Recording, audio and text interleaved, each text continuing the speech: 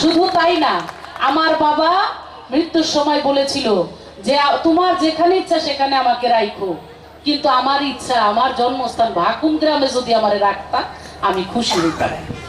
বাবাকে তখন ভাকুম গ্রামে আমি ওইভাবে রাখতে পারি নাই, আমার বাড়ি ওখানে না রাখারও জায়গা নাই।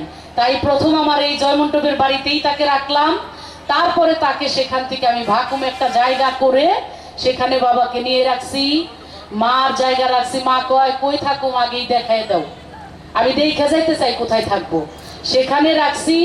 আবার তাদের পায়ের কাছে নিজের জন্য একটা জায়গা করে রাখছি। এটা কিন্তু অনেক বড় সাহসের ব্যাপার।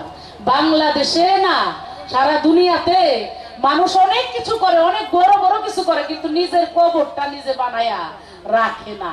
এইটা কিন্তু কেউ বলে মুখ দিয়ে, কিন্তু বিশ্বাস করতে খুব কষ্ট হয় যে মরে যাবো। কি কথাটা সত্য কিনা? যে কারণে নিজের কবর কেউ নিজে বানাইতে চায় না। এইটাই সত্য, চলে যাব এইটাই সত্য। আর যা করে যাইতেছি এতটুকু থাকবে, ভালোবাসাটা থাকবে, আর কিছুই পৃথিবীতে থাকবে না।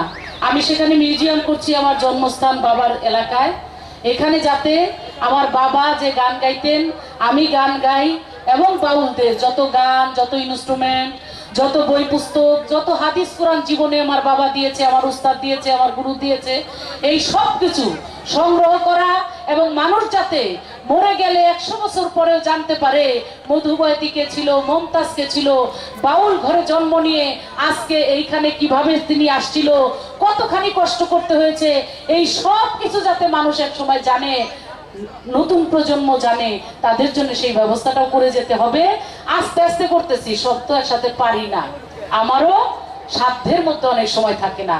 আজকে যে কাজগুলো আমরা করেছি, আমাদের সম্মানিত চেয়ারম্যান সাহেব আপনারা দুইবার তাকে নির্বাচিত করেছেন।